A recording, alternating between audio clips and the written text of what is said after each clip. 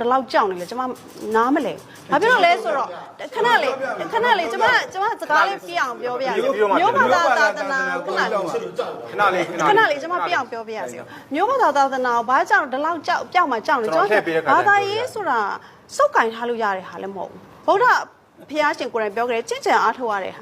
ကျင့်ကြံအားထုတ်နေသေးဒီဘာသာပျောက်ကွယ်သွားမှာမဟုတ်ဘူးဆိုတော့အဲ့တော့ဗုဒ္ဓဘာသာကြီးကွယ်ပြောင်းမှာကြောက်လို့ပါဆိုတော့ယူအစနဲ့ဒါကြီးကိုစုပ်ကင်ထားဖို့စ조사ပြီးတော့ဘာသာရေးမိုင်းတိုက်ဖို့စ조사တာဒီဒီမိုကရေစီသွားတဲ့အခါမှာအနောက်ရှက်ဖြစ်မှာပဲတကယ်လည်းဗုဒ္ဓဘာသာတက်ဝင်ယုံကြည်တဲ့သူကဒီလိုမျိုးဘာသာရေးမိုင်းတိုက်မှာမဟုတ်ဘူးတေးကြတယ်အဲ့ဒါတော့ကျွန်မပြောလို့ရပါပြောမယ်ဗုဒ္ဓဘာသာဘာကြောင့်ပျောက်ကွယ်သွားမှာစိုးရိမ်နေတယ်လဲဆိုတဲ့အကြောင်းချက်ကိုကျွန်တော်ပြောမယ်ကျွန်တော်တို့ဘေးနားမှာရှိနေတဲ့အာဖဂန်နစ္စတန်နော်တူရကီမလေးအင်ဒိုအရင်တော့ဗာနိုင်ငံတွေတယ်ဗုဒ္ဓဘာသာနိုင်ငံတွေ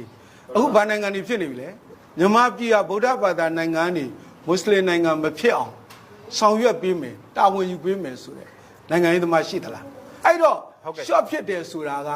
ကျွန်တော်တို့မဖြစ်သင့်ဘူးလားအမျိုးသားရေးဝါဒလို့ပြောပေမဲ့အခုအခြေခံ dominate အဖြစ်ဆုံးဒီပွဲတစ်ပွဲလုံးမှာလွှမ်းမိုးနေတာကျွန်တော်တို့ကဘာသာတရားဖြစ်နေကျွန်တော်တို့အမျိုးသားရေးဝါဒဟာဘာသာတရားပေါ်မှာပဲအခြေခံရတော့မှာလားဆိုတဲ့မိကုန်းကျွန်တော်မှပေါ်လာကျွန်တော် moderator တယောက်အနေနဲ့အဲ့တော့ကျွန်တော်တို့တတိယပိုင်းမှာဆွေးနွေးဖို့မသွားခင်မှာပြည်သက်လည်းကျွန်တော်အလှည့်ပေးပါမယ်ကျွန်တော်တို့သတင်းပေးပို့ချက်ကိုသွားပါမယ်